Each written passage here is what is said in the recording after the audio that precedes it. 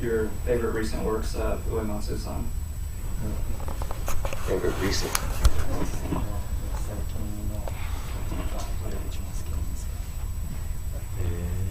いっぱいあるんだよね。Too many. Too many. でも、なんだろう。To Xanarkand. Xanarkand, yeah. To Xanarkand, yeah. I agree. Maybe, what about, everyone here knows that Uematsu-san is the composer of Final Fantasy XIV, which is, right, yeah? 14 is not bad. Not bad. Yeah. I'm happy to tell you that we're going to play a little a small medley of new music by Nobuo Uematsu from Final Fantasy XIV this Saturday for the first time anywhere. So obviously the game is not released. We must ask for Enix when, but we think maybe if we're lucky, sometime in 2010, maybe sometime. But they gave us permission to play with high definition video a little medley, a short medley of a couple of songs from Final Fantasy XIV. So I'm very excited about that, and I was thinking maybe you could tell us of the things that we're playing. Is that some of the highlights, some of the better things in the game, or is there many more music? Well, many more. Okay. Way too many. No favorites on that. Not allowed to say. でも実際に好きな曲っていっぱいありすぎて決められないんですよね。これまでこう例えばファイナルファンタジーだけでも何百曲か作ってるんで、とてもなんかここで言えるようなあれないですよ。明日になっちゃいますよ、ずっと言ってる。He's written so many Final Fantasy music that it's really too hard to decide which one's his favorite, and if you were to say all of them, it'll probably be tomorrow. Sure. That's right.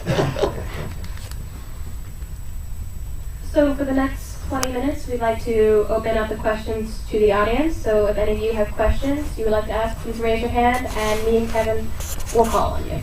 All right? Yes. My name is Stefan Dakota, and I'm a huge fan of the music, sir.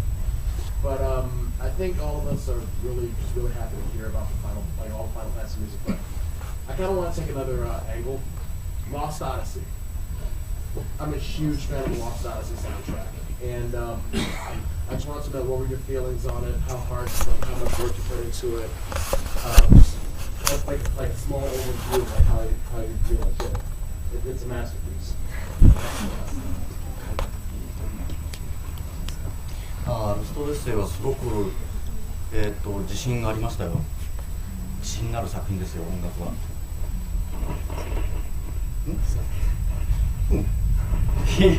It's a very short answer, but he's just very confident with that. I mean, there's nothing else to it. でもね、日本で売れなかったのよ。But in Japan, it was never, or it didn't sell very well.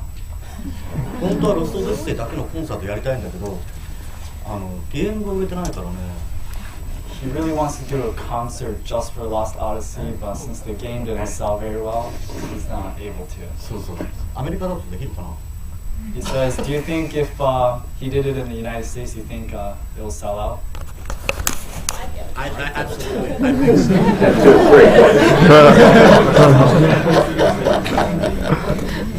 In a 3-seat theater. Right. Duly noted, right?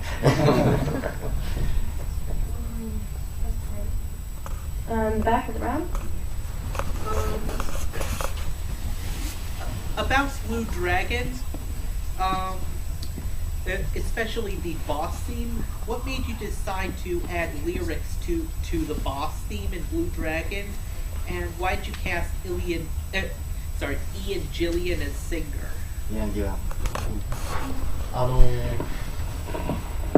別に実はそのイアン・ギャランに歌ってほしいって僕は一言も言ってないんですよ。でもスタッフの中に僕がディープアップルっていうバンドが昔あったんですけど、それディープアップルが好きだっていうのを知ってて、なんかイアン・ギャラン使えるかもしれないよって言うから、じゃあ使えるんだったら歌ってもらえるんだったら歌ってもらいましょうって言っただけで、まさか本当に実現するとは思ってなかったんですよ。なんでそれはね、ディレクターの坂口がバトル曲にボーカルがあってもいいかもねって彼が欲しがってた。It wasn't really his choice. Sakamoto, director, he's actually Sakaguchi. Sorry, and he's the one that wanted the lyrics. He said it might go well with the music, and also the reason why they chose her to sing it was because it's part of the Diva Pro, and he knew that Uematsu really likes it, and so that maybe we could use her, and so they decided to use her for the battle scene or the boss scene, and use her for the scene.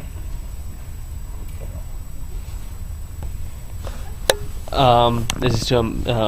Uematsu. Do you notice any big differences between your fans of your music in the United States and in Japan and in other places of the world? 違い基本的にどの国のファンも、変わらないかな。みんな熱心に音楽を聴いてくれる感じですかね。あんまり悪い子はいないような気がする本当にどの国に行ってもね。He doesn't see that much differences between all the fans in different countries. There's just people that really like listening to music, and he says that also that he doesn't know that many bad people that listen to his music. So.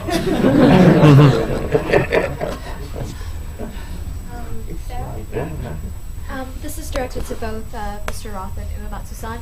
What inspired both of you to go into music in general? Like, what sparked you to pick up an instrument or to look at a piece of sheet music and go into music?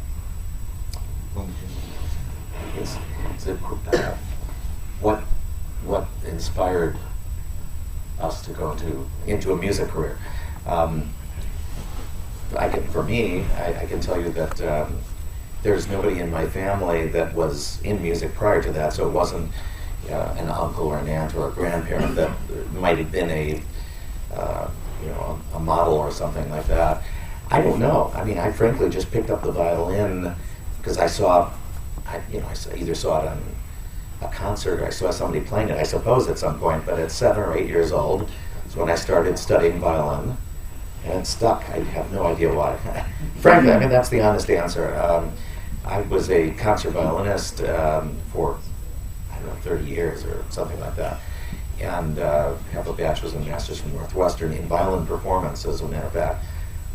Studied conducting a little bit and music composition and everything else there, but really I was a professional player and didn't get into conducting until quite a bit later in my career. Started writing arrangements and then was asked to conduct many of those arrangements, and that blossomed into a path that led me into conducting. Now I almost never play the violin anymore, unfortunately. But 僕もね、家族で音楽、親戚とか家族で音楽やってる人は一人もいなかったんですよ。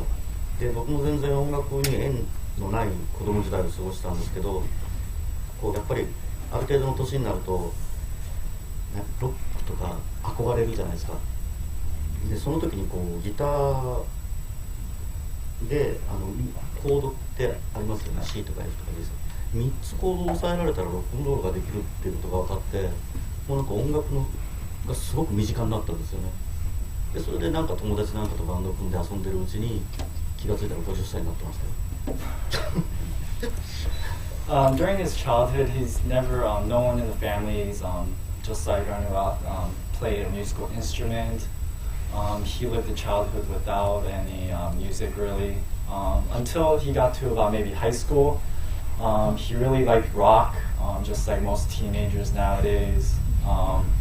And so he picked up the guitar, and he found out that you can play music with just 3 chords on the guitar, and kind of became a short version of his music.